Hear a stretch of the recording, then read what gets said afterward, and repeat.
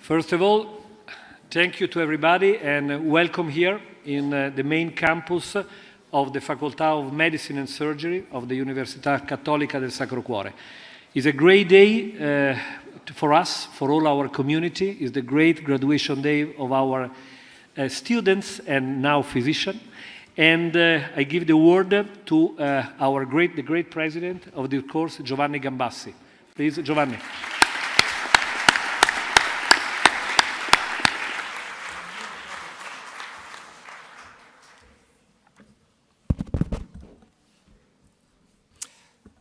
Good evening, and welcome to Cattolica University for the graduation day of the students, class 2023 in the MD International Program.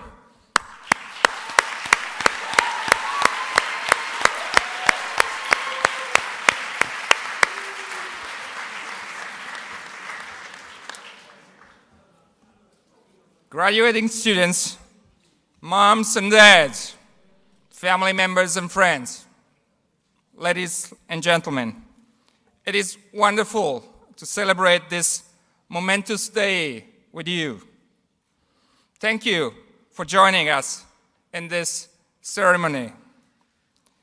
I would like to extend a special welcome to the families to officially recognize your fundamental role in what we celebrate today. It is true, today we are celebrating a great achievement, but please know well that seldom achievements stand wholly on their own. Indeed, few of the accomplishments we applaud today could have come to fruition without the support that is emotional, social, intellectual, and financial that you have provided. We are grateful for your support to our graduates. We want you to celebrate with us the outstanding aptitudes and excellence of your graduates, and we hope that you will enjoy the ceremony. With that, I'm very proud to officially open the graduation day of the student class of 2023 in the MD International Program at Cattolica University.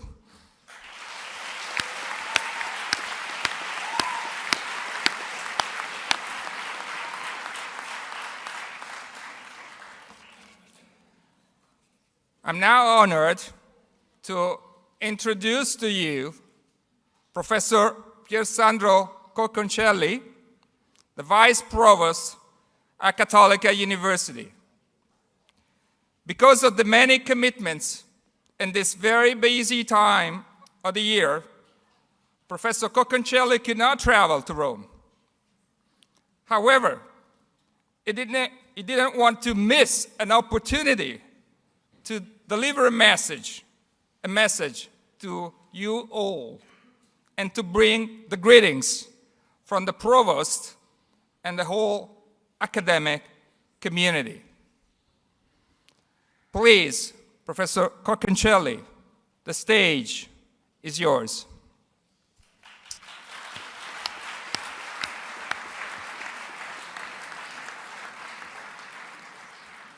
I hope you can hear me well. Yes, we can hear you well.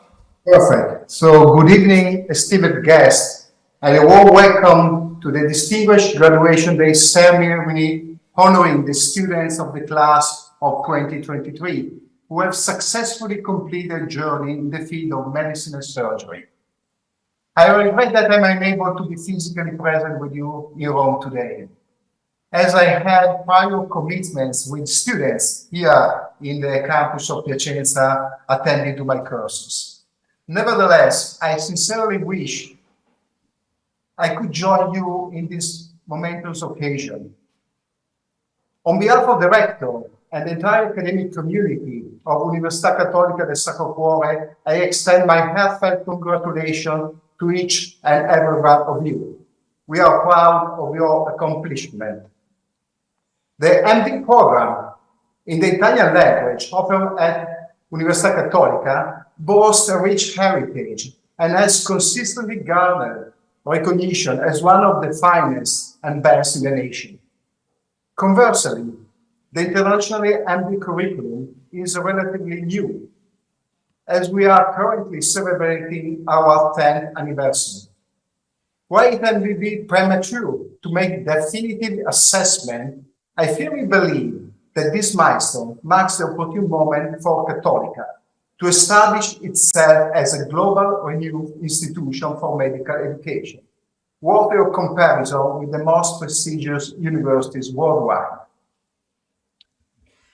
Despite being affected by the pandemic during this critical phase of this project, and in particular your studies or your curriculum, the international MD has demonstrated consistent growth over the years, giving us reason to anticipate a bright future. Notably, our class size has rapidly expanded from the initial 20 students to 80, and soon it will be 100. The program reputation has been made significant strides, resulting in increased appeal. Allow me to share just a few data. In the recent March, the admission test, we received almost 1,600 applications. The European group represented 24 different countries, including Italy, and the international outreach was fairly astonishing, encompassing over 60 countries across 5 continents.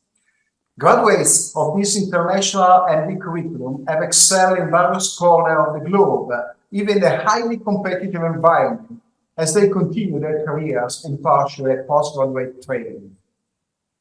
Now, let's take a moment to acknowledge the 2023 class of this MD program, comprising individuals from 12 different countries, ranging from Japan to the US. Today, Università Cattolica celebrates its societal mission of graduating brilliant young professionals who will embrace the challenge of becoming compassionate physicians, scientists, and clinical educators, and future leaders in their respective fields. It is important to recognize that this achievement is not to be taken for granted, and as an institution, we derive immense satisfaction from witnessing a class that successfully concludes such a demanding program. So, in conclusion, we extend our heartfelt congratulations to each and every one of you for your remarkable accomplishment. Congratulations, really. Thanks.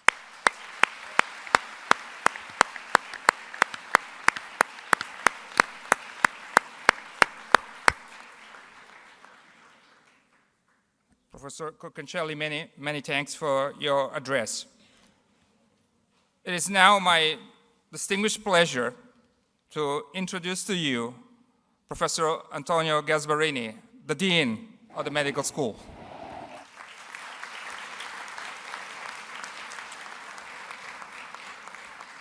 Professor Gasparini has been instrumental to the success of the MD International Program.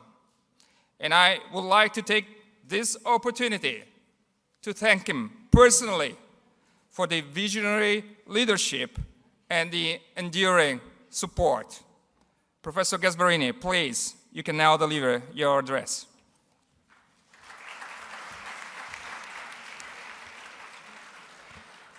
Thank you, Giovanni. For me, today is a special day.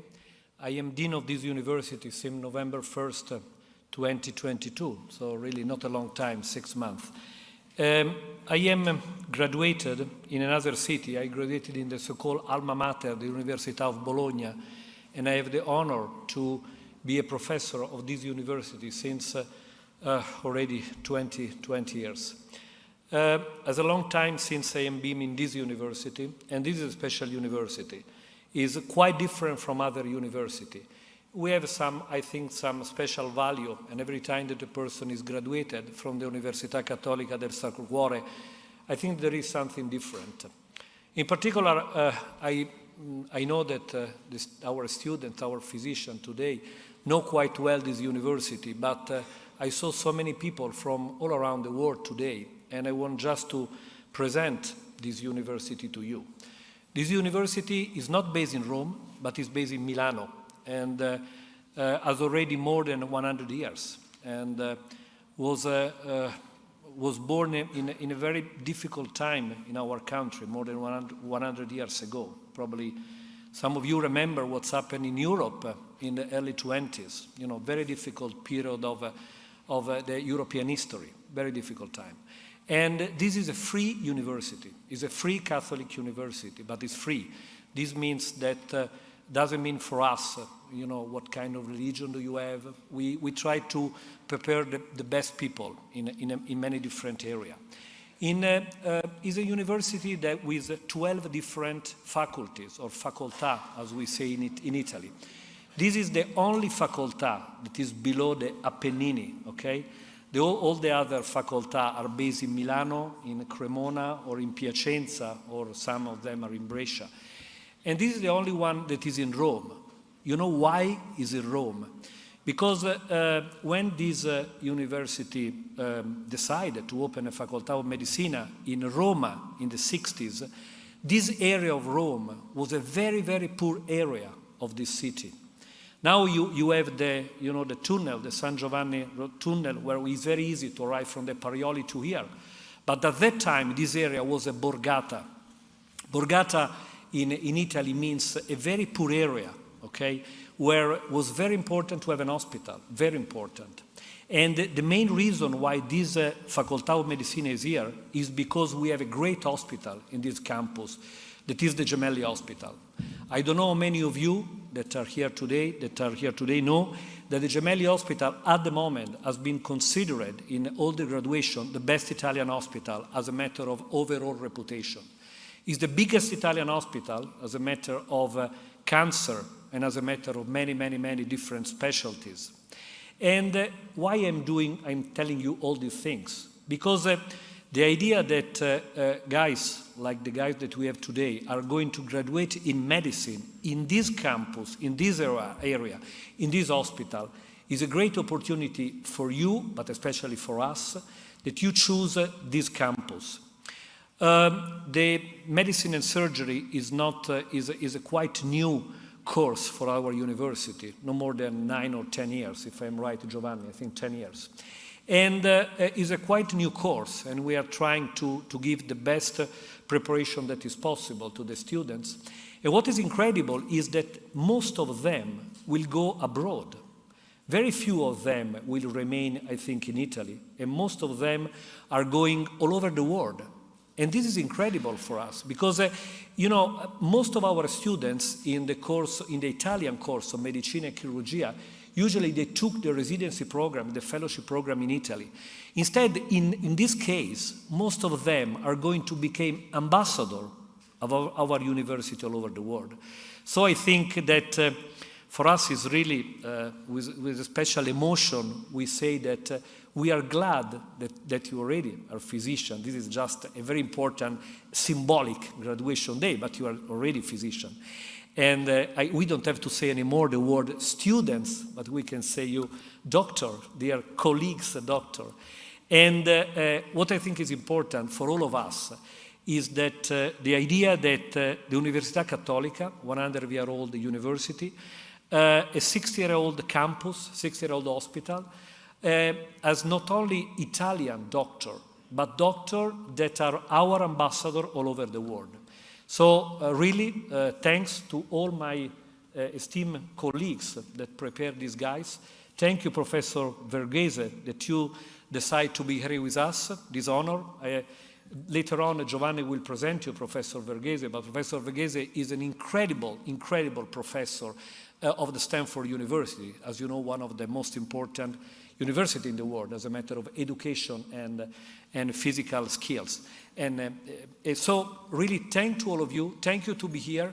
Thank you to you guys to choose our place. And remember, always remember that you are graduated in the Università Cattolica of the Sacred Heart. And always remember to take a little bit of this campus of Monte Mario with you all over you go in every big hospital in the world. Thank you to everybody.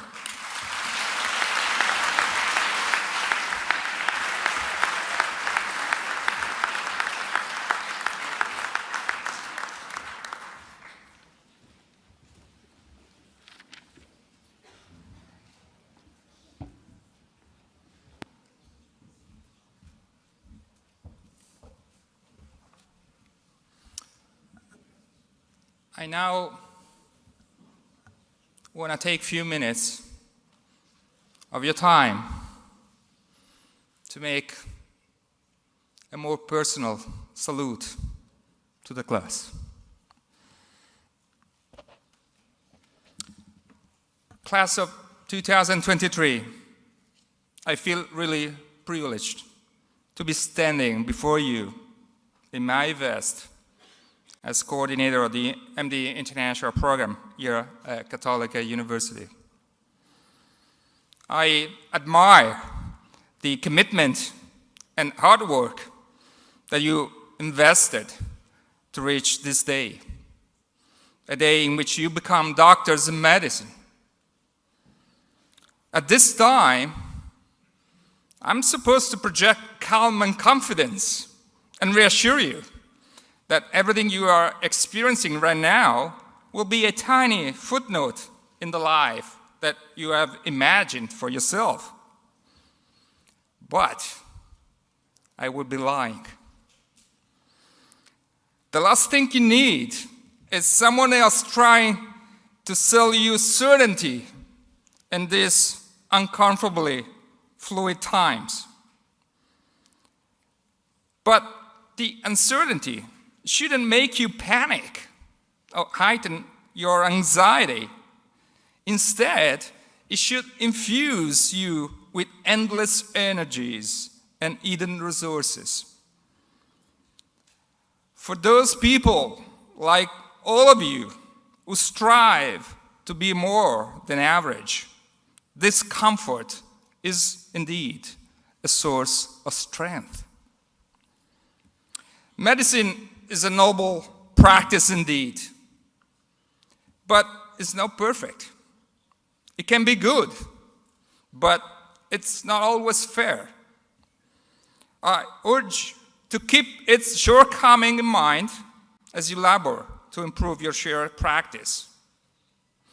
As you continue to grow and learn as doctors, you will confront situations that force you to assess and diagnose the world in terms that are not simply black or white, right or wrong. You must therefore strive to find beauty and meaning in gray areas and revel in the nuances and complexity that make medicine not just a science, but also an art. I sincerely believe that the combination of who you are becoming as individuals and how this university has prepared you to be the professionals of the future, well, this combination uniquely enables you to lead in our ever-evolving world. I have no doubt that you will be the healers, the leaders, and the creators who guide society through times of change, challenge, and opportunity. As you continue the great journey of your career and life, know that you will always be part of our academic community, and Cattolica University will always be your alma mater.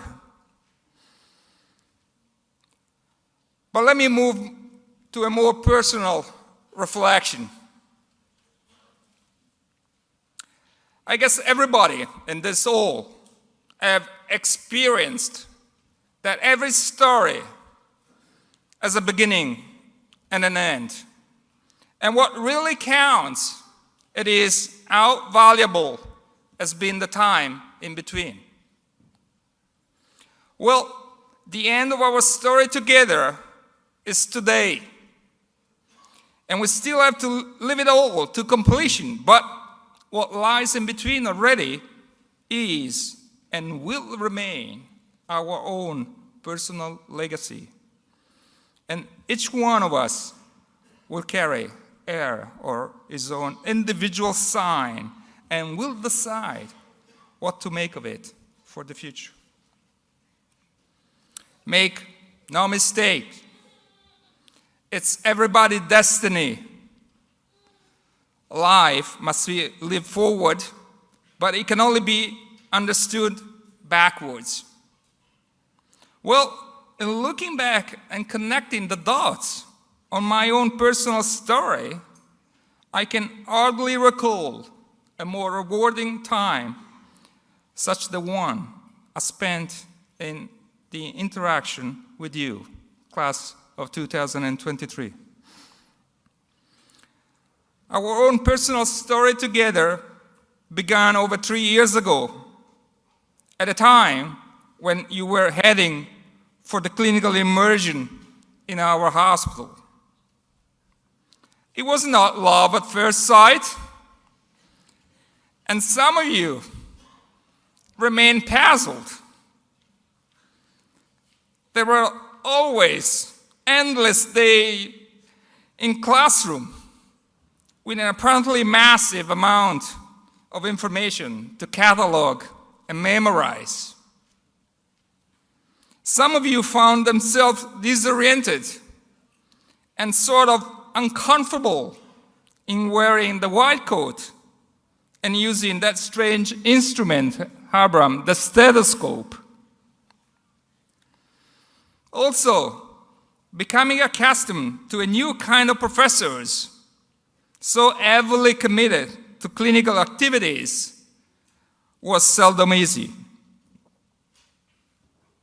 However, in the end, each one of you has developed into a unique and irreplaceable professional, where personal stories, individual aptitudes, own aspirations, endless efforts, curiosity, and experiences, together with talents, have melted together finally into a life-lasting own self. But there is more than that from my perspective. Throughout the years, I have strived to play an inspirational role and to represent the model by being patient, kind and caring, honest and truthful, and I saved absolutely no energies to establish effective and empathic interactions. As a clinical educator, I've tried to always be a nurturer, a facilitator. I try to encourage you and to give advice. And believe it or not, this is what makes me more proud of and what continues to ignite my passion for academia and medical education. Class of 2023, you have witnessed already, and soon you will experience by yourself. Medicine is rarely simple. During medical school, I taught you to think like doctors, but I hope that you never forget how also to think and feel like human beings. Because for all its rigorous standards and rigid procedures, the practice of medicine is still a deeply personal and human endeavor. It's a delicate and demanding art, at the end of which, when practiced by great physicians, is a renewed life and freedom from suffering and fear for our patients. Class of 2023, keep on connecting the dots, and one day you'll be able to see the beautiful picture that you have created. But do also other things, the ambitious ones. Travel, get rich, get famous, innovate, lead, fall in love, if you have not done already, make and lose fortunes, swim naked in wild waters. But as you do so, to the extent that you can, please err in the direction of kindness. I leave you with a pressing advice. And I do that by borrowing the words of Kurt Vonnegut, who, you know, I keep as a constant beacon to myself. Class of 2023, be soft. Do not let the world make you hard. Do not let the pain make you hate. Do not let the bitterness steal your sweetness. Take pride that even though the rest of the world might disagree, you still believe it to be a beautiful place. And most importantly, I urge you to please notice when you are happy. Class of 2023, I will never forget about you, but I will surely miss you all, beginning very soon. Class of 2023, enjoy the ride all the way, wherever life takes you, and have a good one. Ciao.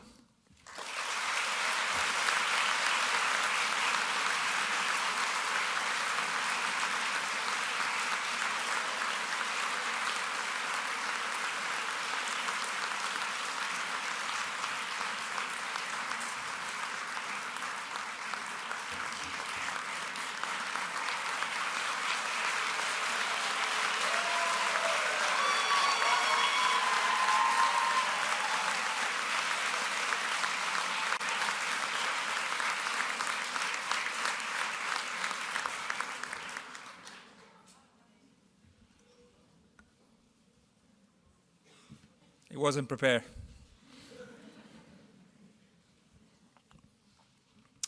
Well, we talked a lot about this part of the graduating ceremony, and we finally decided that it was time for us to introduce a new tradition. We really want today to officially recognize two graduates who have distinguished themselves for their inspiring role and for the academic merits. The first award goes to the graduate. The class of 2023 has unanimously indicated as the one and only undisputable nominee. The citation for this honorable mention quotes, "To the graduating student who has given generously of time and talent for the service of classmates and has served as a role model for effective leadership and professional behavior throughout the 6th year of medical school. Please, let's all give a round of applause to Isabella Azzaro.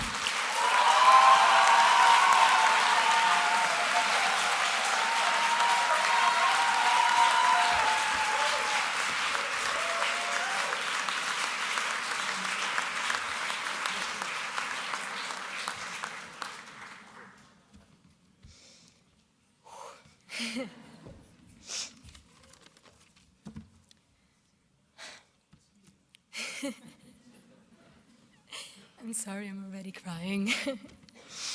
So, dear colleagues, professors, family and friends, it is a great honor for me to represent this class one last time, especially in this very day of joy and celebration. I am more than overwhelmed with the trust and respect you guys gave me over these past 6 years we spent together. It wasn't always easy.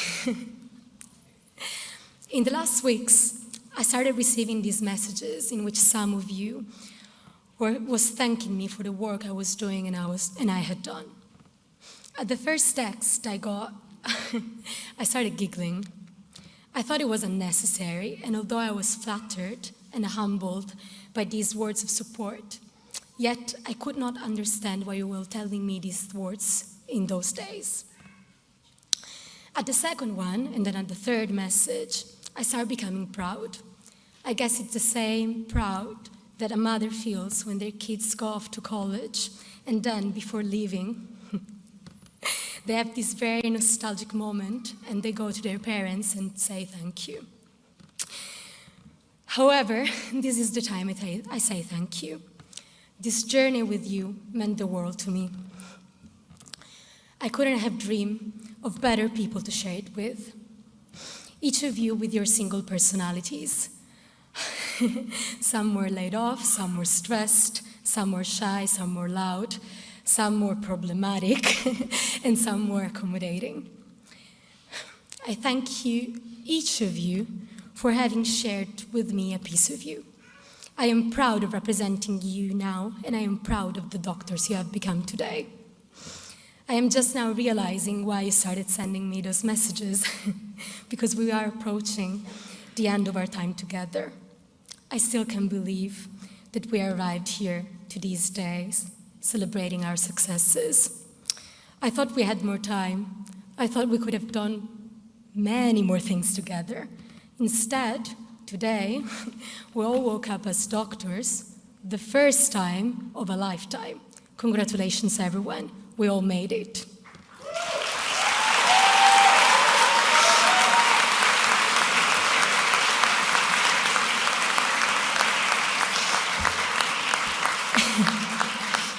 And we made it flawlessly. So in a few weeks, I guess, that we will all probably leave Rome, our home, for 6 years. We will maybe leave Cattolica, and for some of us, this will be forever. They may not become. But I don't know what the future holds for us. Where will we all be in the next years? But there is a thing that I know. We will be linked for the rest of our lives. And there is another thing that I know.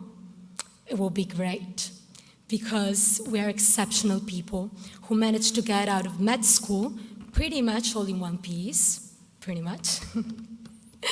And I'm just going to say another few words as well.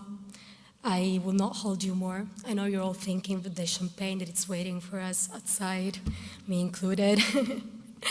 I would like to take advantage of this moment to also thank our families.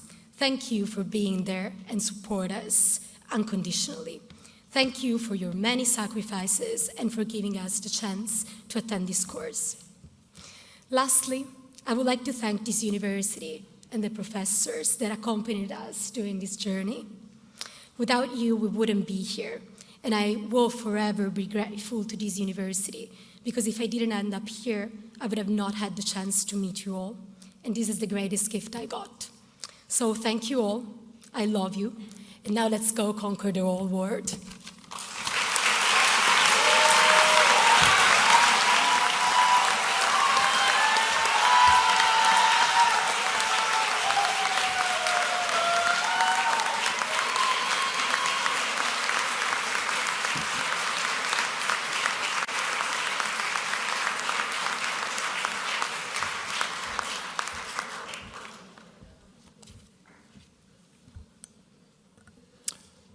But that was not enough for us this year.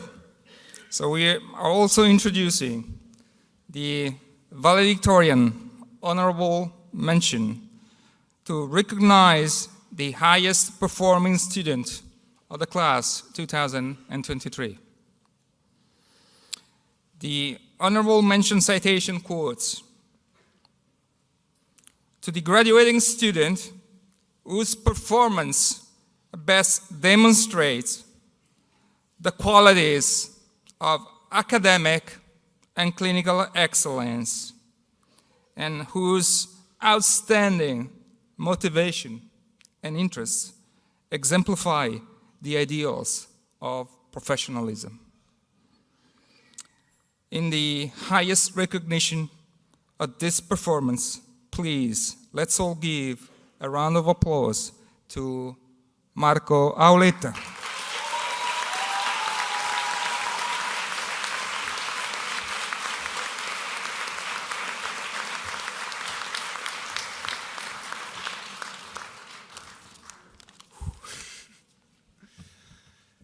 Dear colleagues, dear professors, I thought that moving the proclamation to yesterday could save me from speaking in front of hundreds, and boy was I wrong.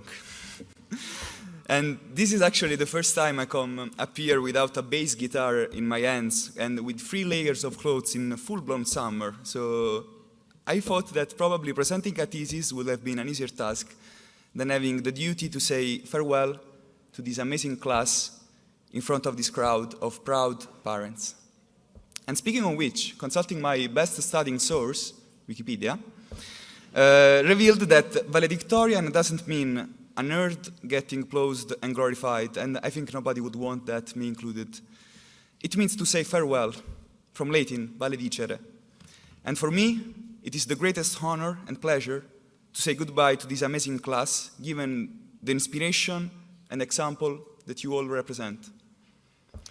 They always say that university is cold, you make few friends there, it's not like high school, professors do not know your name, etc., etc. But I don't think this applies to this course, as since day one, this place felt like family.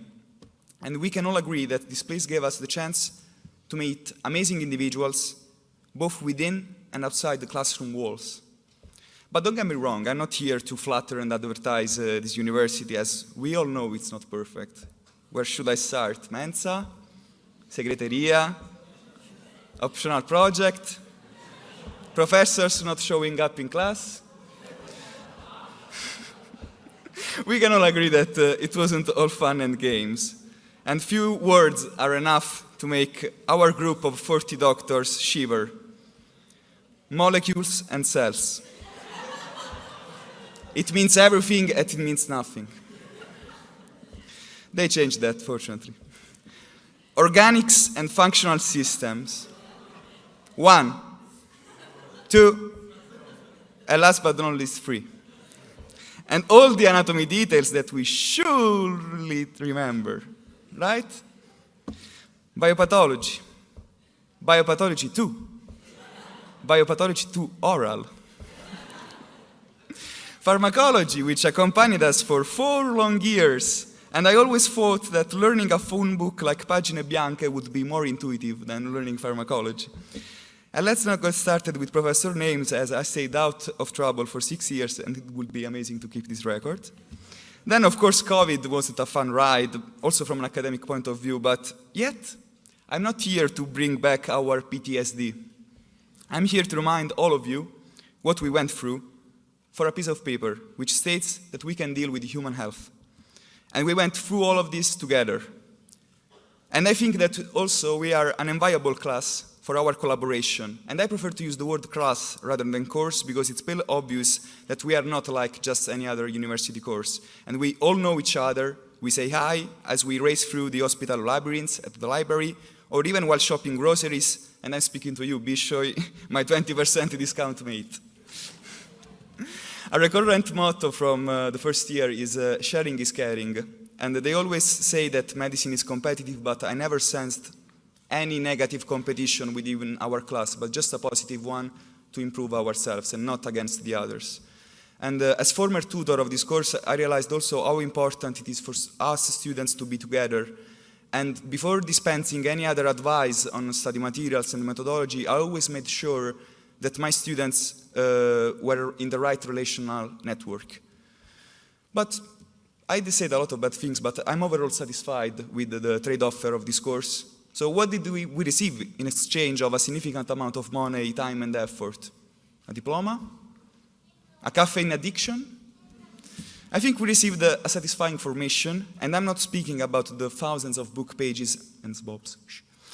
I'm referring to a complete formation, humanly speaking, that I owe to this place and the people I met. Make part of the man I am today. We got told in the first year that if we made mistakes, something bad would happen. Class, any help? What happens if we make mistakes? I don't know about you guys, but I made several mistakes and still no victim. Indeed, we should praise and celebrate our mistakes, because they are the best growing stimulus. And if it wasn't for them, we would be static, preventing us from reaching our full potential. If we are here today, it's thanks to our mistakes that made us realize that there is always room for improvement. So keep making mistakes, and people won't die.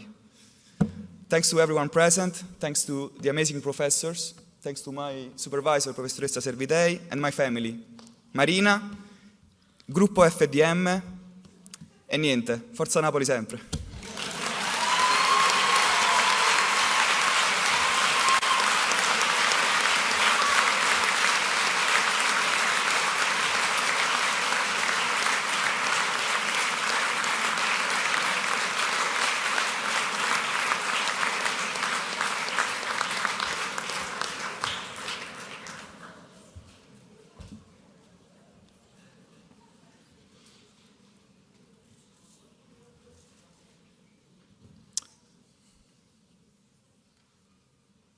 It's now time for me to tell you about this year's keynote speaker.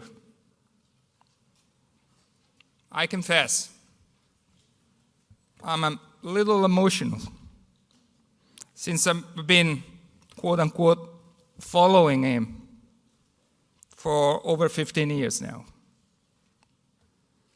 He has been a relentless source of inspiration in my activity as a physician and clinical educator. I don't want to spend too many words, and since a picture is worth 1,000 words, we'll walk you through some of the most important achievements in his fascinating career with the support of just few slides, please. As already been mentioned, he's a physician, he's a professor affiliated to the Department of Medicine at Stanford University. The College of Medicine at Stanford, by any ranking, is basically among the very first 3 medical colleges around the world. Next slide.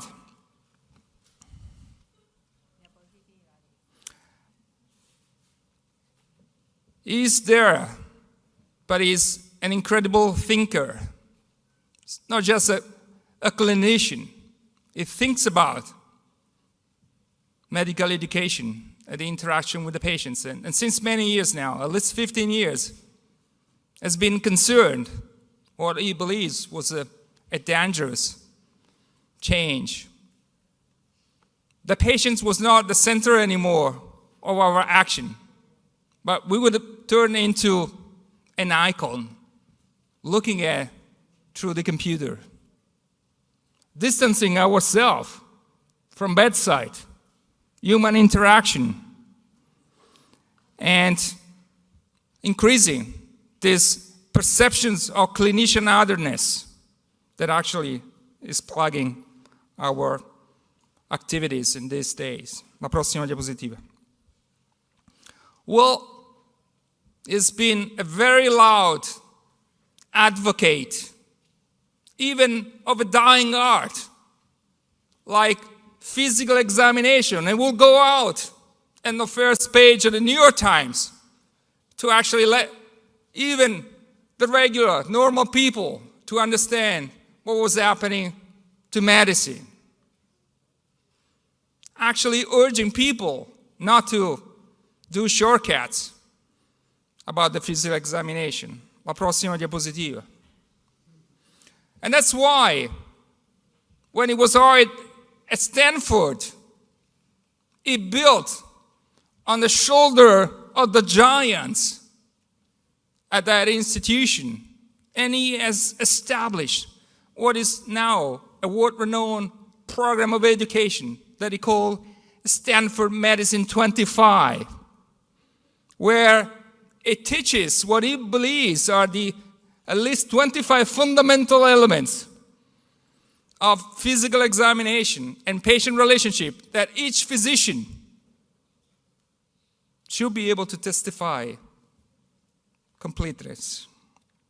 And you see, we can find ourselves in a few months back in Stanford, where it's going to be holding the 8th annual Skills Symposium of Stanford 25. Prossima diapositiva. Well, I guess by this time, you got the point. He is definitely an accomplished academic. It clearly is a busy clinician and a physician scientist. But please, don't be surprised. That's not enough for him. Prossima diapositiva. Because at some point in his career, as a doctor in medicine, as a clinician, as a physician, while he was molding his ideas about the transformation of medicine, he didn't want to actually make a different turn in his career. So he went on to actually get a Master of Fine Arts, to become a writer. And prossima diapositiva. One of his book, Cutting for Stone, has been translated in many different languages. President Obama brought with him as the #1 choice during his summer vacations in 2011, and overall, the book has sold over 1.5 million copies. Prossima diapositiva. Well, that actually helped him secure a very loud recognition for his ability as a writer and for intercepting the cross-cutting edges of different disciplines. So in 2014, he was awarded the Heinz Award for Arts and Humanities. Next slide. The following year, in 2015, he won the National Humanities Medal. And, prossima diapositiva, there was this guy actually awarding him at the White House. Prossima diapositiva. Well, he has continued to be an accomplished academic member at Stanford, a dedicated clinician, but he continues to write as well. And this is his most recent production, just got out about 2 months ago. Has been a big splash in the US. The Covenant of Water. And he was very gracefully handing a copy to me last night with a special dedication. Thank you very much, Abram, for this.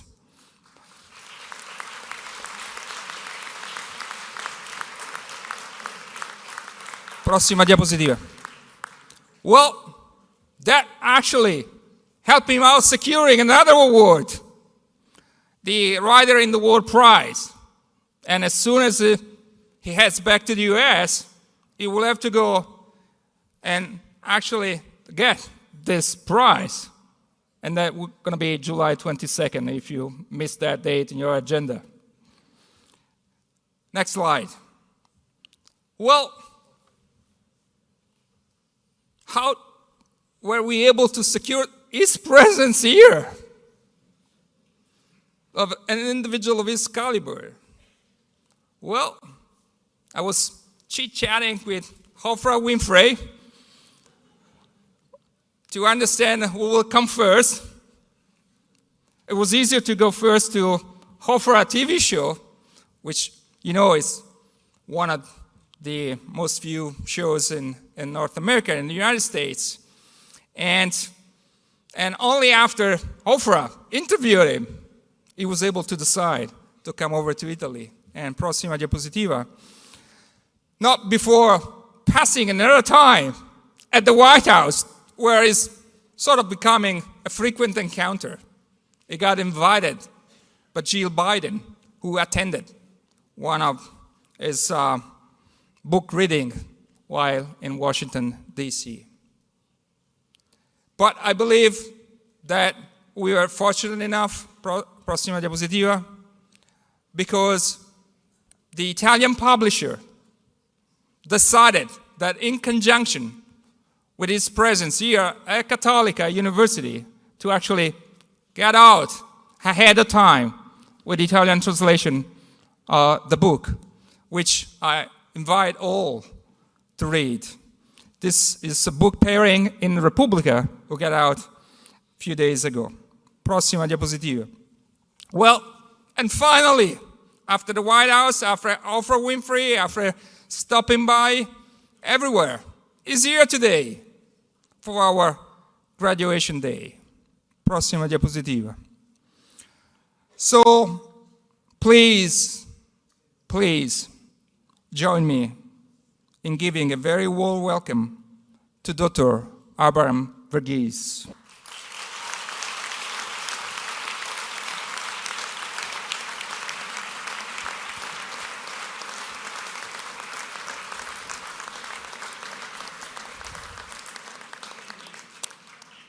Dear Abraham, thank you again for having accepted our invitation to be the keynote speaker at the graduation day of the class of 2023. We can't wait to hear your visionary and inspirational words. The stage is yours.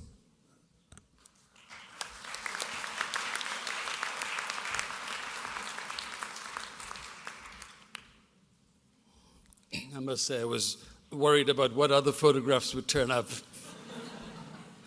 Thank you for such a beautiful introduction. I don't think I've ever had a more exhaustive and generous introduction. I'm very grateful to you. Distinguished faculty, distinguished guests, family members, but most of all, the graduates of the class of 2023. It's a great honor for me to be asked to speak to you at this ceremony for the Cattolica International Program. I'm most grateful to Giovanni for his hospitality, his warm friendship, his generous introduction. He and his team have made me and my partner Carrie, who is seated right there, feel so very welcome, and I can't thank you enough, truly. Graduates of the class of 23, on this special day, you will be joining us all as colleagues in the service of patients. I've been trying to put myself in your shoes. You truly are international. The countries of Turkey, India, Israel, USA, Peru, France, Egypt, Japan, Germany, Syria, and also Italy are represented. I can only imagine the excitement of being in Rome, in Roma Eterna, the eternal city. But I can also imagine the challenge of learning Italian, mastering it in the short time you had so that you could manage in the clinical years. And for many of you, English was already a second language, and now you had to master Italian, a third language. What a heroic effort. I'm truly admiring of what you've gone through to be here at this moment, and it feels very special for me to get to share this with you. Graduates, I'm conscious that you would probably not be here without the support, the love, and perhaps also the financial help of your family. So, if I may, I'd like to make a special request. Can I ask the parents, grandparents, the spouses, significant others, the relatives, the friends, can I ask all of you who've had such an important role in these graduates' life and in this moment, can I ask you all to stand and receive our applause?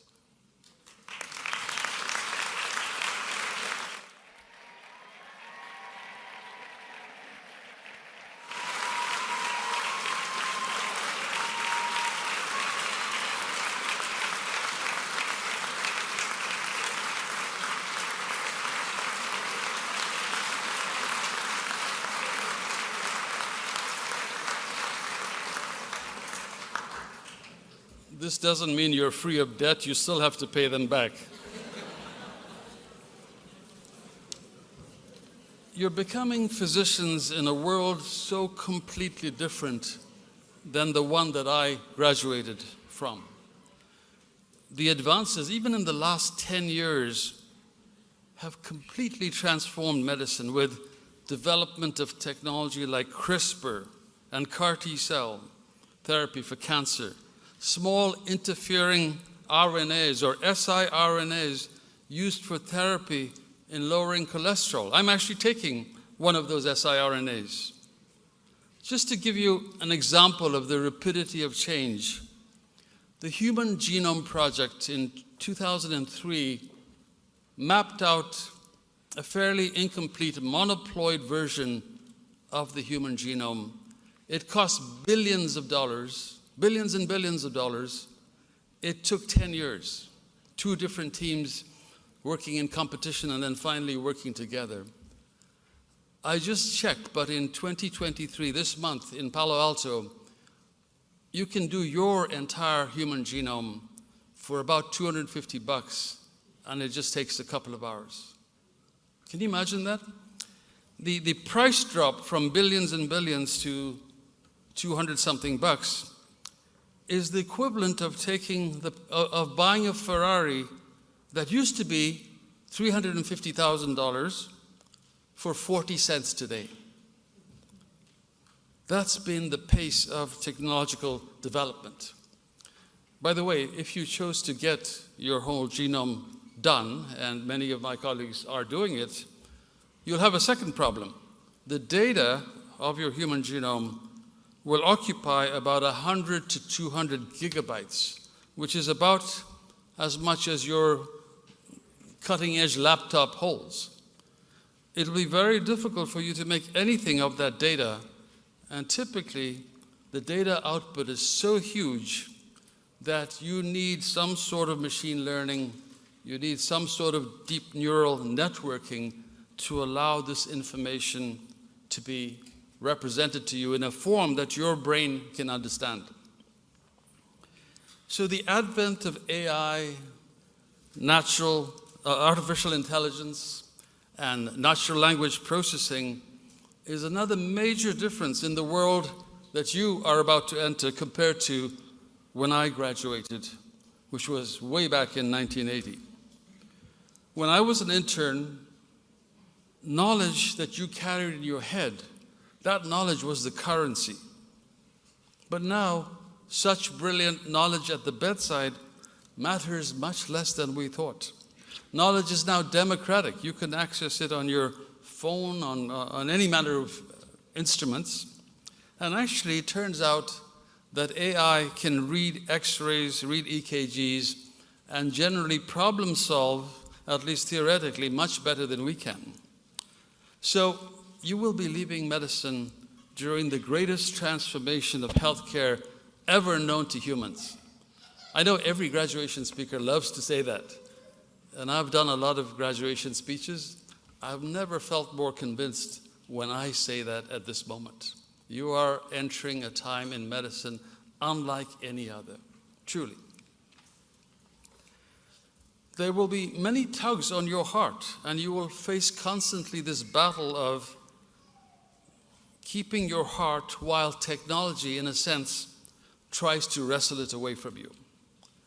But because I am in Rome, Roma Eterna, with its profound sense of history, and being in Italy, with its incredible medical history, going back to Padua and to Vesalius, I decided that I would try and speak to you about two aspects of being a doctor that I think are unchanged since antiquity, and that you should be sure to recognize in your own life and your training. So the two things that are unchanged since antiquity are, one, the importance of the skilled bedside exam. I'll tell you a little bit more about that. And the second is, you need to learn the ability to heal your patient even when you cannot cure.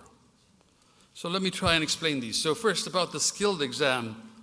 When I was a student, I remember being in such awe of the kinds of professors who could examine a patient and percuss the lung and draw out for us what the x-ray was going to look like. It seemed like a kind of magic to me. And I was in awe of the kinds of professors who could do a neurological exam and tell us what the CAT scan was going to show, where the lesion would be. It's the thing that got me really excited about the physical exam. And to this day, I continue to celebrate that and to make that something important with all our students and trainees. And you might well ask, well, why do we need that much anymore? We have all these pocket ultrasounds. I carry one. We have instruments that we can quickly use. Why bother with this exam? I want to try and explain it to you. Some time ago, we did a study where we asked physicians, like my colleagues on stage, we asked them to tell us about an incident, an oversight in the physical exam that had led to a consequence to the patient. Diagnostic delay, exposure to radiation, maybe even surgical misadventure. And we started getting stories pouring in. We had about 120 stories before we decided to stop and publish. What kind of stories? Patient comes in with chest pain, is quickly taken to the cath lab, contrast is injected, but somewhere in the middle of that, somebody recognizes that there's a rash on the chest, and the rash looks like dewdrops on rose petals. They have shingles or herpes zoster. Or someone comes into the emergency room labeled gastroenteritis, seen by the night shift, handed over in the morning, and the team is making rounds, and the radiologist calls to say, the patient who was admitted last night, the x-ray shows gas in the scrotum. They have Fournier's gangrene. These kind of errors are happening all the time. And they are happening because even though people claim on the chart to be doing the physical exam, it turns out that they haven't. And it's sort of something that they just pay lip service to. So I encourage you not to ever be burned by that kind of a medical error. Make sure you pluck all the low-hanging fruits, that you pick all the obvious stuff, and don't let it get past you. But there's another reason for me to emphasize the skilled medical exam. It's not just about avoiding errors. It's also about a ritual that turns out to be terribly important to the patient. And I'm not sure I understood this till I got to Stanford. I had noticed for some time that I'm an infectious disease specialist, and I noticed that my chronic fatigue patients who, can be very challenging patients. These are patients who come to you with bags of diagnostic data from many different clinics. I noticed that I always gave them the time to tell me their whole story. Sometimes the whole visit was just that. But in the second visit, I always scheduled the physical exam. And I did a very thorough physical exam. And several patients said to me, I've never been examined this way, which is a shame because all I was doing was what they should have been getting in all the places they were seen. And I always felt that because of the exam, something had transpired. And when I made recommendations and when they gave up the quest for the magic treatment, the magic test, the magic doctor, and began a partnership, it was because something had just happened. And I didn't quite understand that till I began to talk to my anthropology colleagues. Kerry's an anthropologist at Stanford, and I was telling them the story about chronic fatigue patients and the exam and how powerful it seemed to be, and they stopped me. They said, "Abraham, you're describing a ritual." And they taught me that rituals are all about transformation. Take a ritual like today. Here you are dressed up in a way I've never seen you dressed before.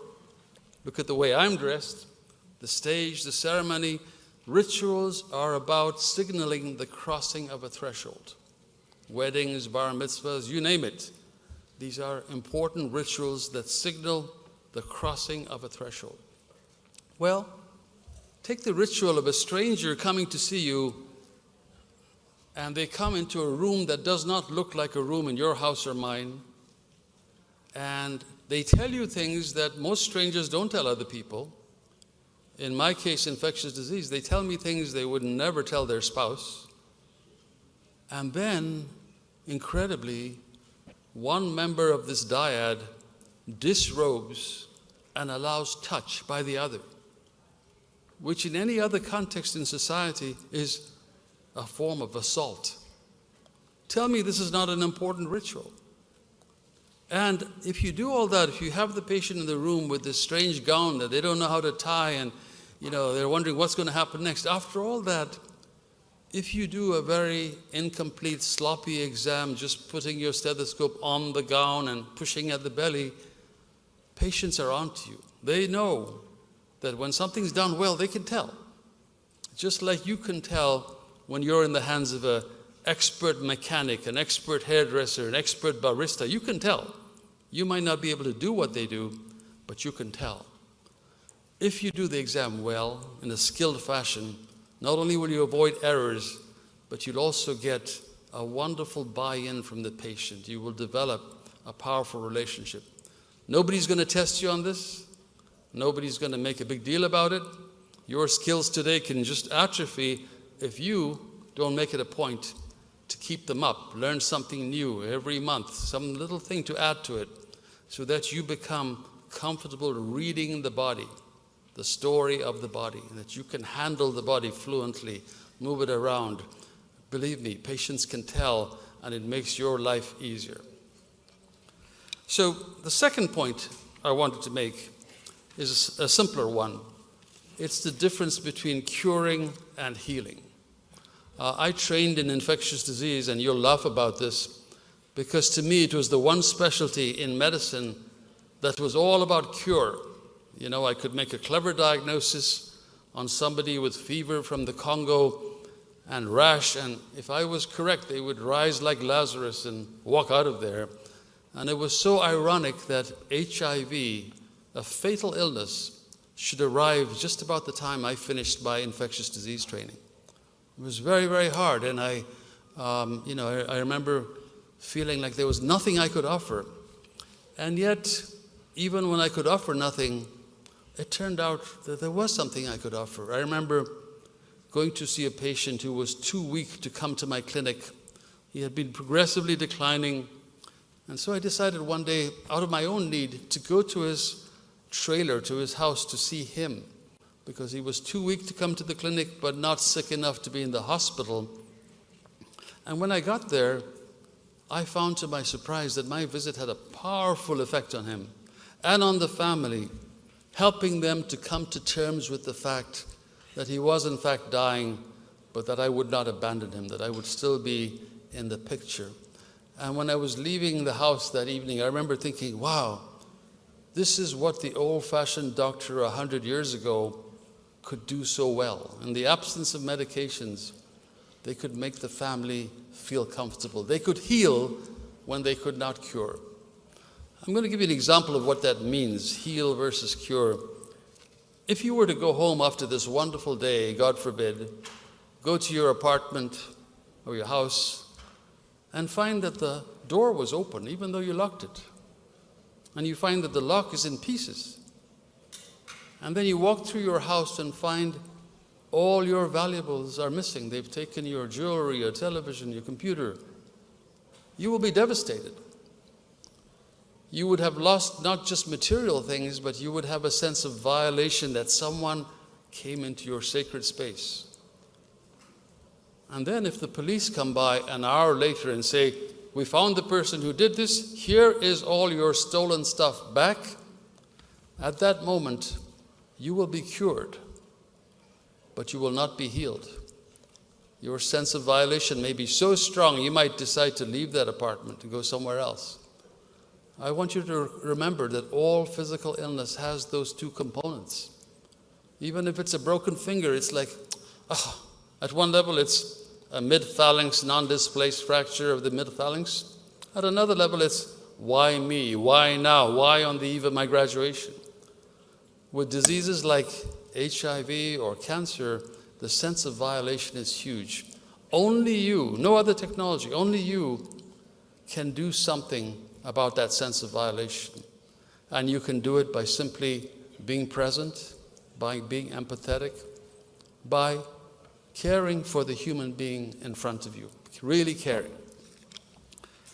So I want to leave you with the timeless words of Francis Peabody, a very famous physician from 100 years ago at Harvard, who said, "The secret of the care of the patient is caring for the patient." I want to repeat that. The secret of the care of the patient is caring for the patient. I hope in the years ahead you will care for patients, you will care for yourselves, and you will always maintain that human connection. And you will heal even when you cannot cure. Godspeed and good luck on your future journey. Thank you. Thank you.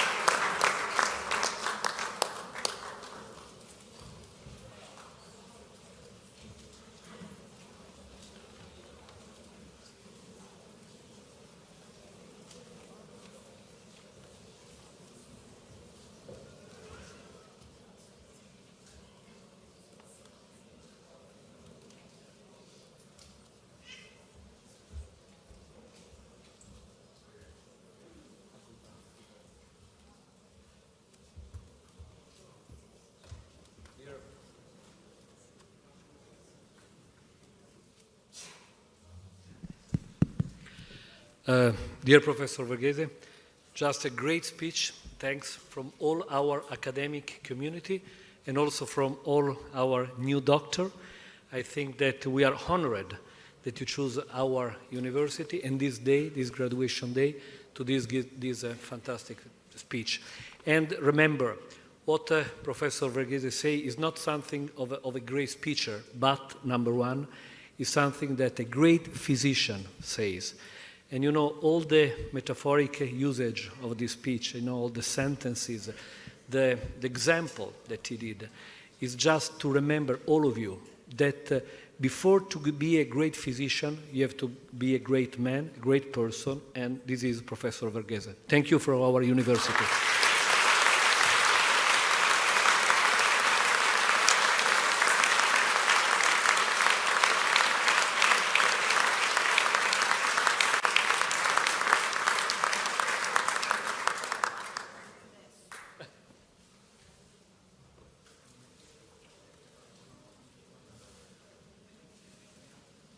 Stand up, guys. Okay, I'm going to do a unique proclamation, okay? I thought I'm speaking now to all of you, okay, to each of you. After the evaluation of your student career and following the dissertation and defense of your thesis assignment, I officially declare that all the students of the class 2023 have successfully completed the MD International Program of the School of Medicine at Cattolica University. Given the privilege that I confer on behalf of the Provost, I hereby confer upon you, class of 2023, the medical degree and the title of Doctor of Medicine.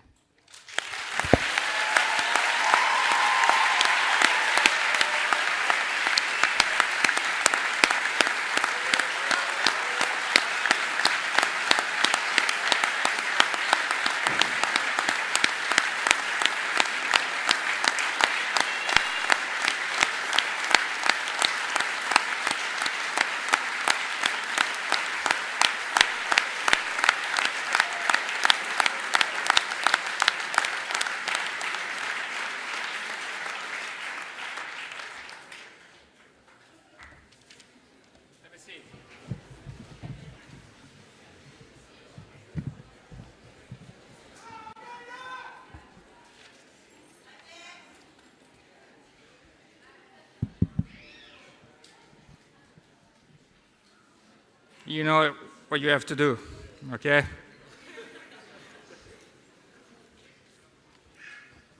We're now going to be calling each by one the new graduates.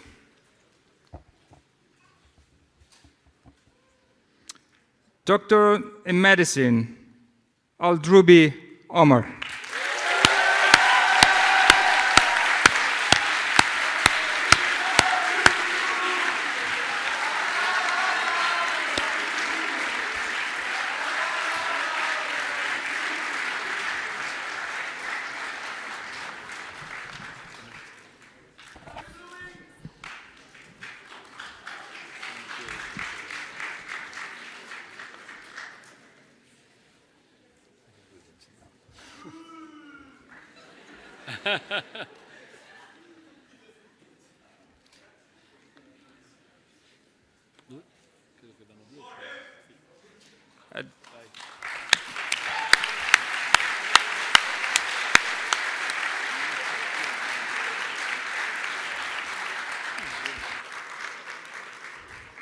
Doctor in Medicine, Daphne Aleph Aleph Aleph.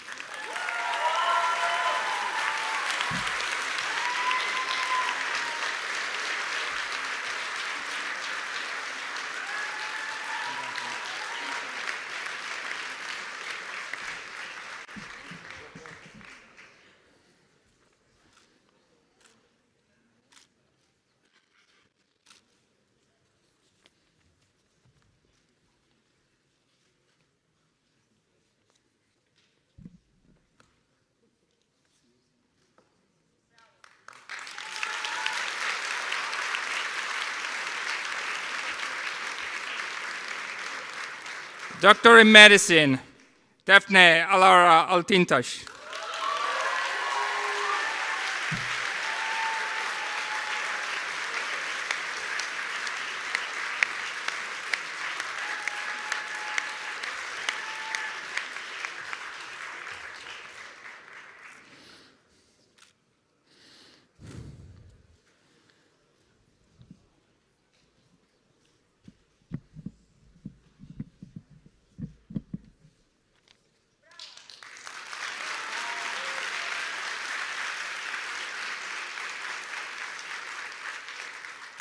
Doctor in Medicine, Andrea Armonia.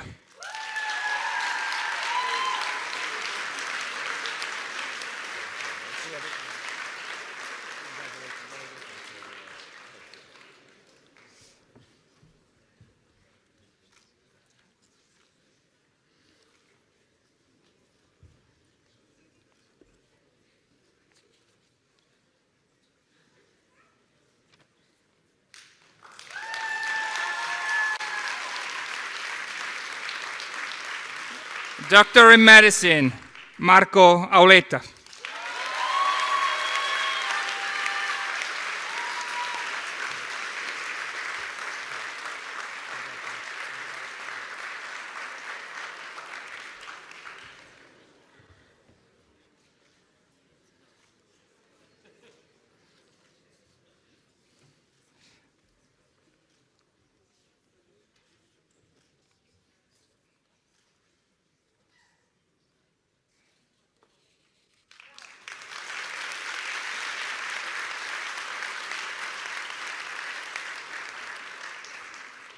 Doctor in Medicine, Isabella Azzaro.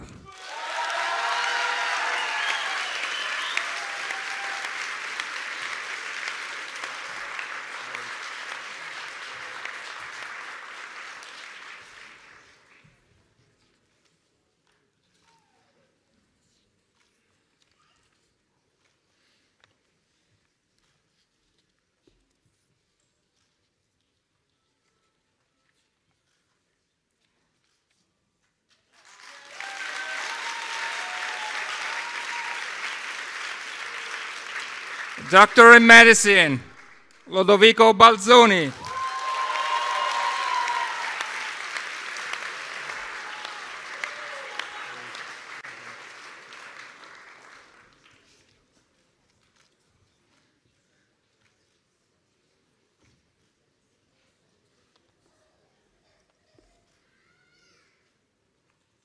Lal Bilgin.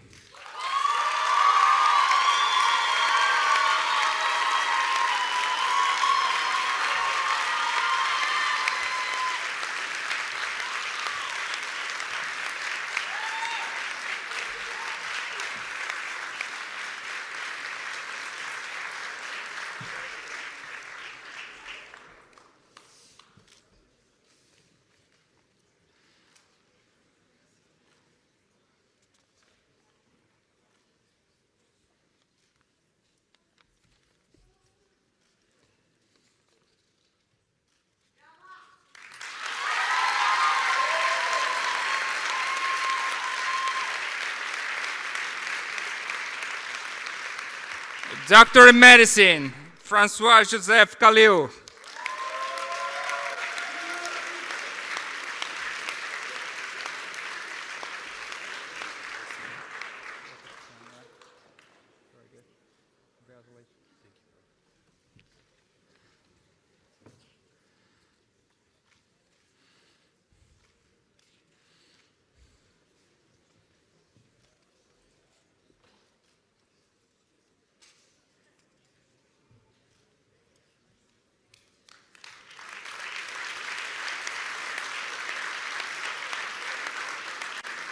Doctor in Medicine, Belis Javlak.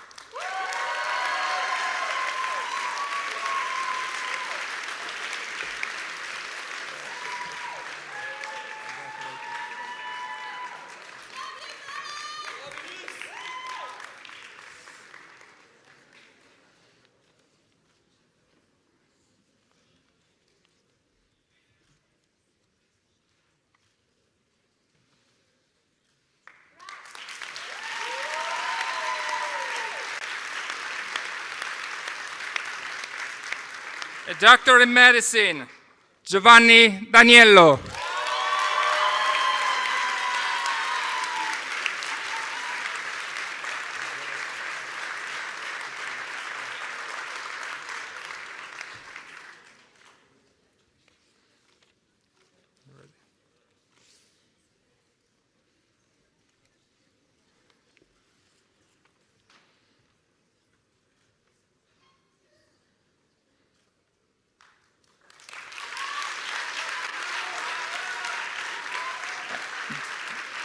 Doctor in medicine, Francesca De Simone.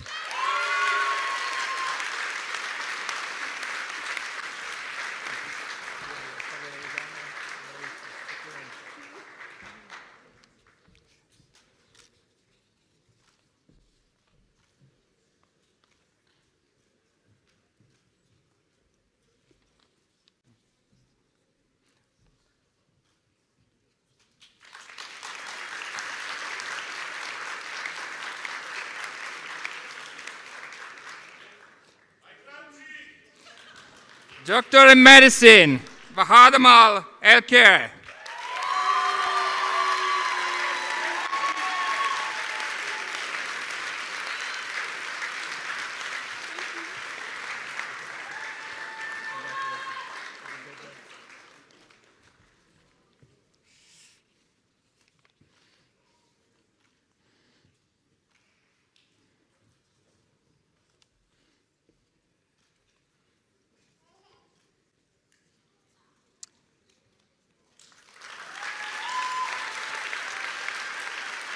Doctor in Medicine, Serena Farina.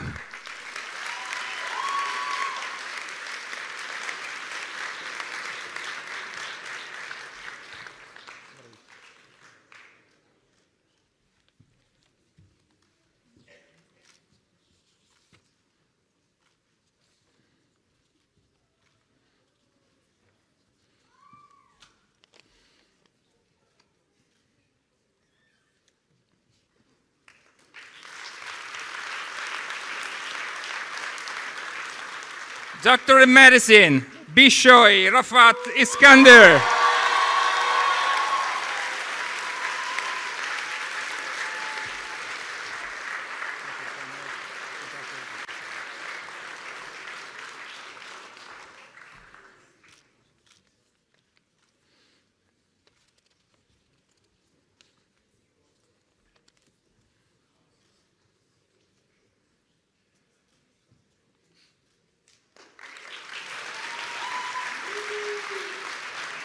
Doctor in Medicine, Elena Yakia.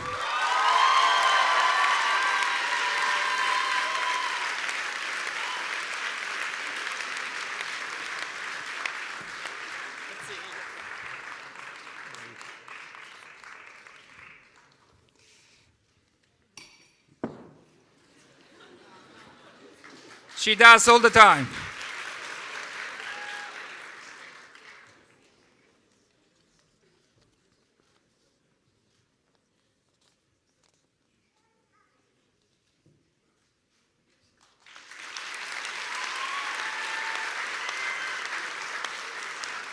A doctor in medicine, or correct.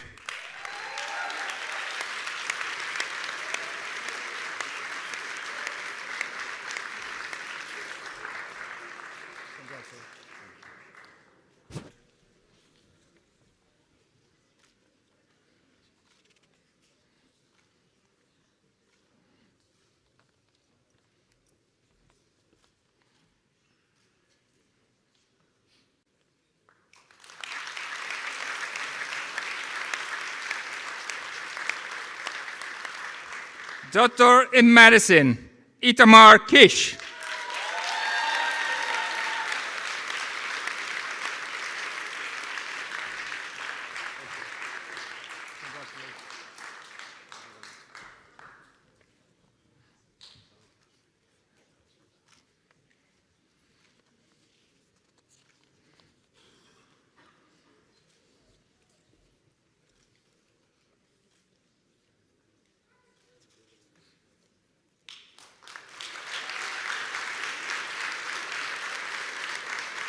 Doctor in medicine, Haki Jem Kurt.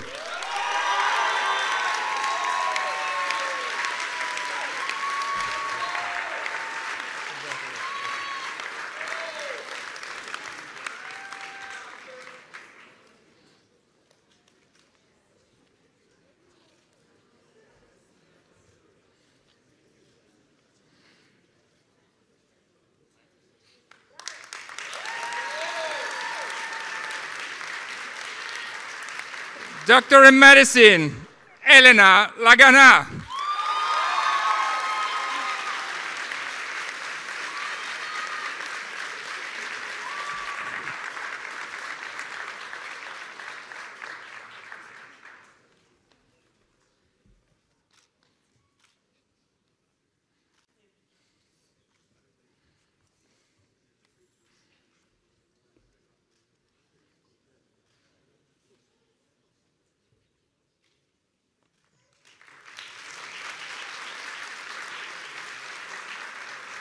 Doctor in medicine, Marjorie Yoza Laraber.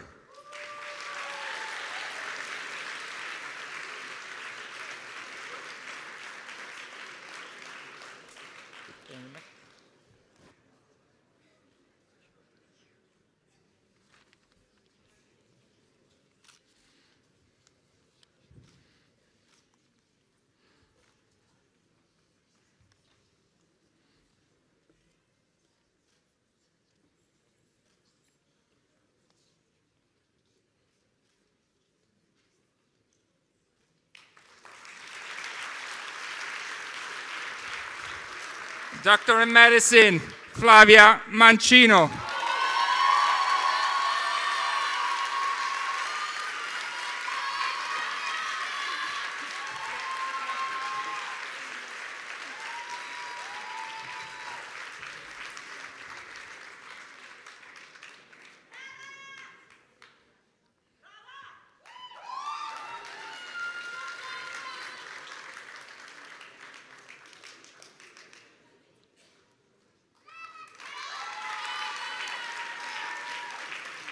Doctor in Medicine, Lucia Mantani.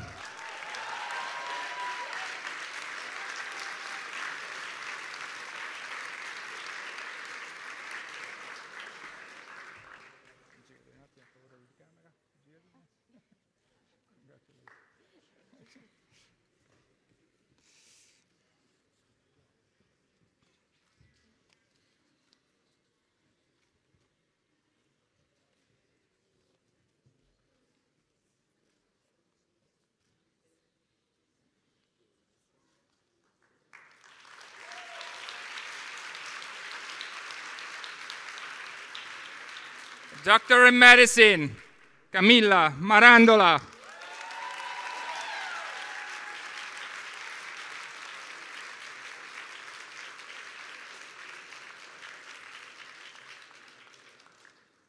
Don't worry.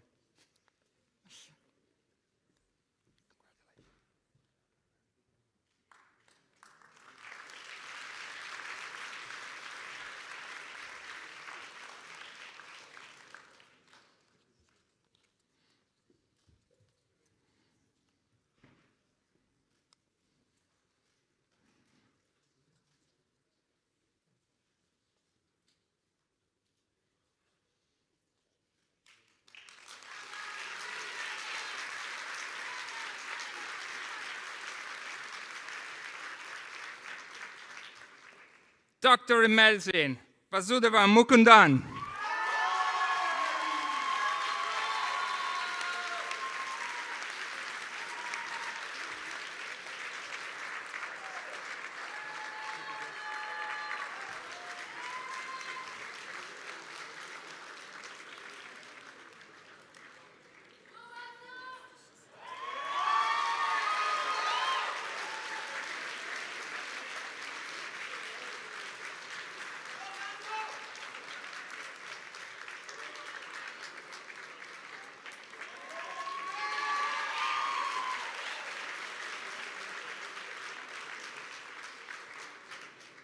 Doctor in Medicine, Alexandra Marani.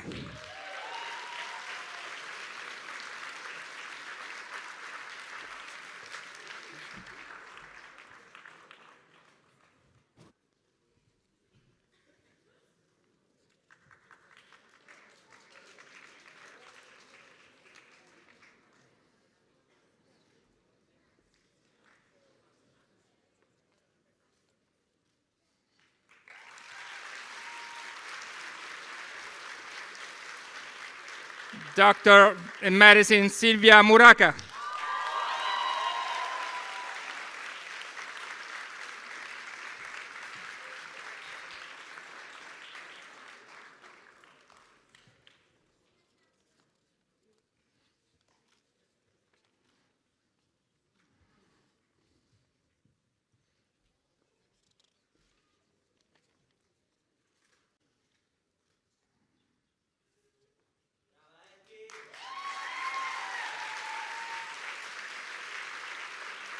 Doctor in Medicine, Gaia Rachele Oliva.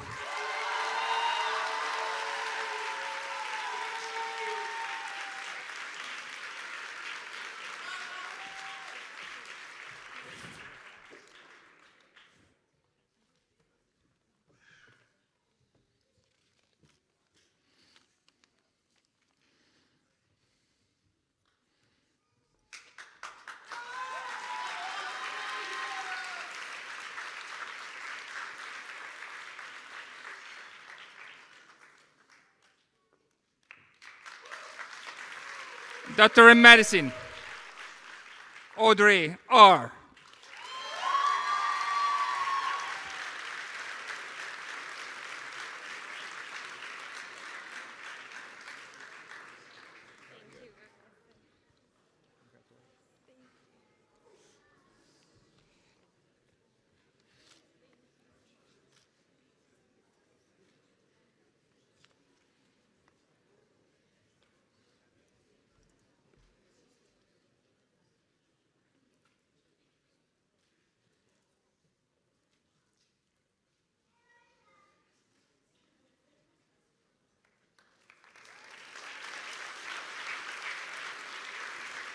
Doctor in Medicine, Gennaro Procaccia.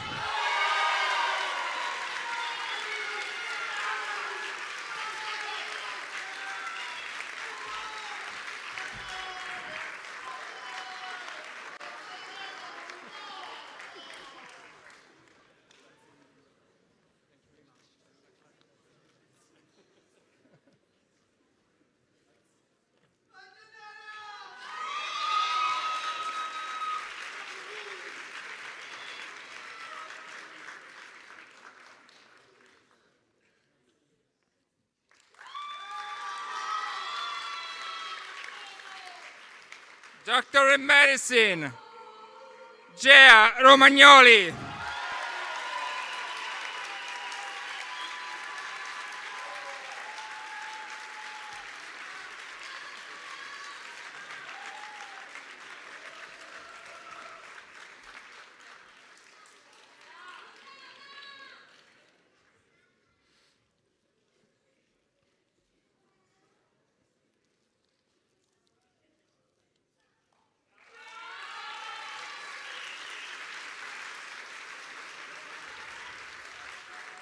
Doctor in Medicine, Elena Shimizu.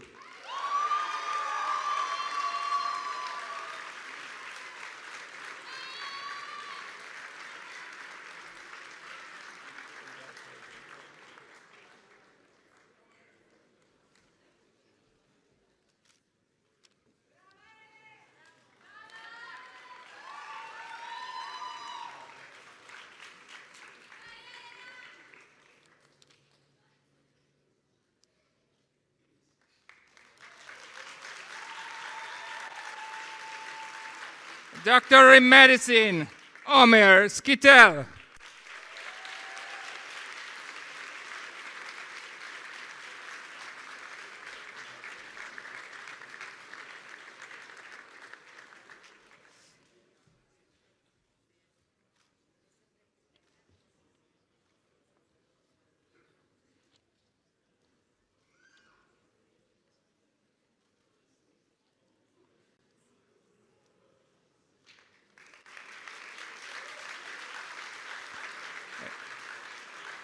Doctor in Medicine, Alperen Soilemes.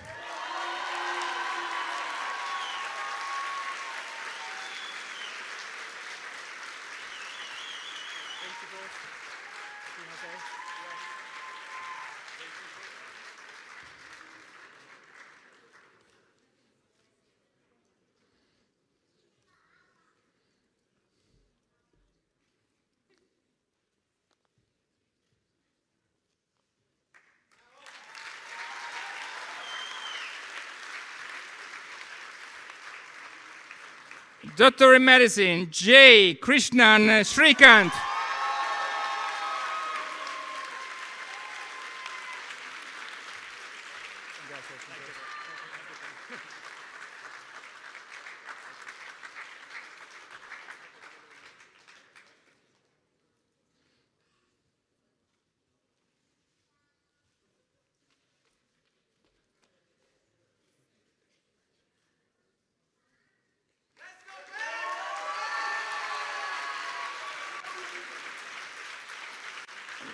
Doctor in Medicine, Ghazal Tannous.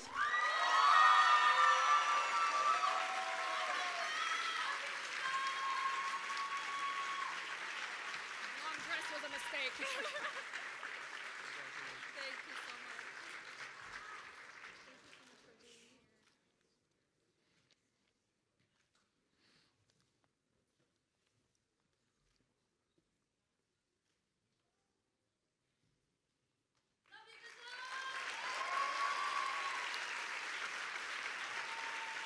Doctor in Medicine, Sarra Tigrini.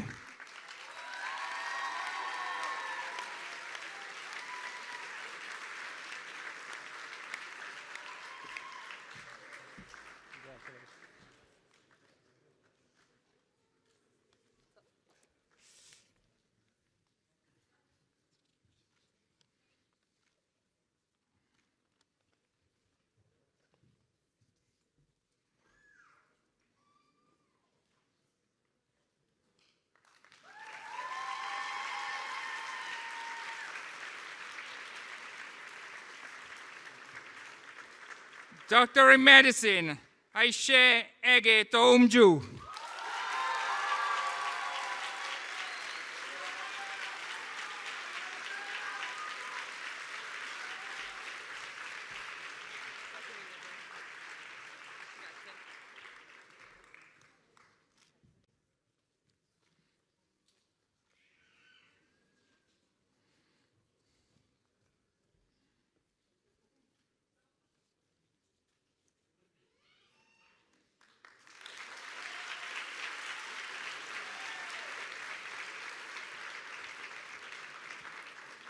Doctor in Medicine, Nazilyan Toptas.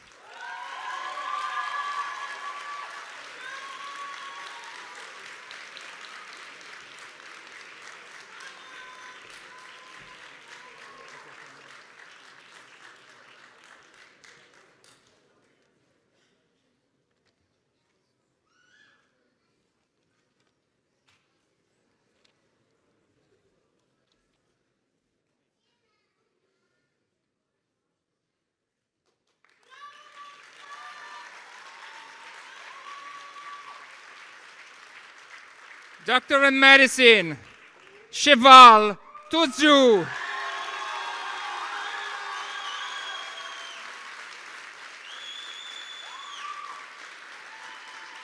What a crowd.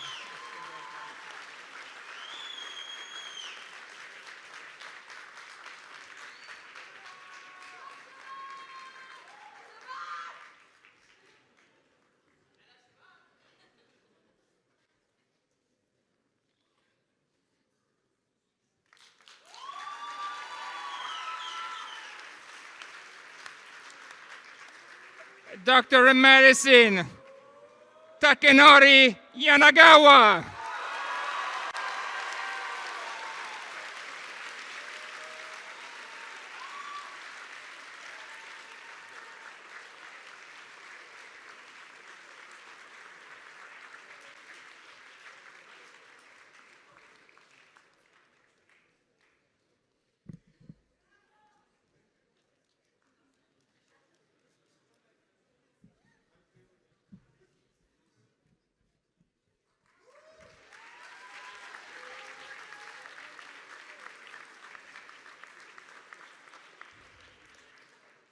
While we're making a final salute to the class 2023, you might want to drop your tube for a sec somewhere.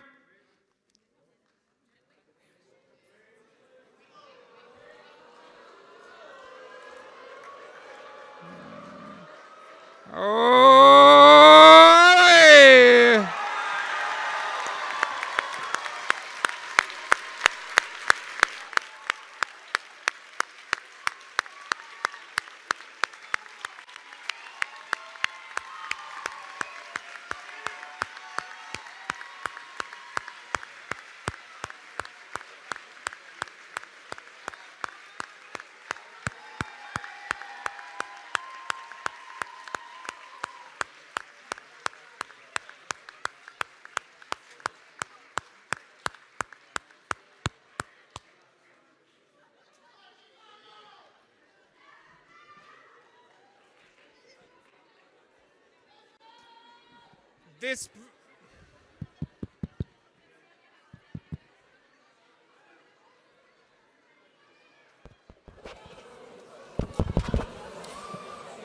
This brings the graduation day ceremony for class 2023 to an end.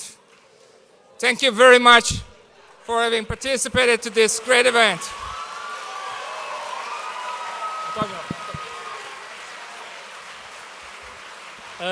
I am sorry. Guys, physician, young physician, wait. Just wait. I think that we need something. I think that you had a great president. You had a great president of the international program in these days. So if I can say a big, in Italy, I don't know, but I think is a word say, no, we just say for 3 times, hip hip hurrah, hip hip hurrah, hip hip hurrah. And this is for the class. And also, please, you go with them. also for the great President Giovanni Gambassi. Go there. Okay. This is the tradition of the graduation day for the Italian course. So for the graduation class 2023, hip hip, hip hip, and for the class and Giovanni Gambassi, hip hip.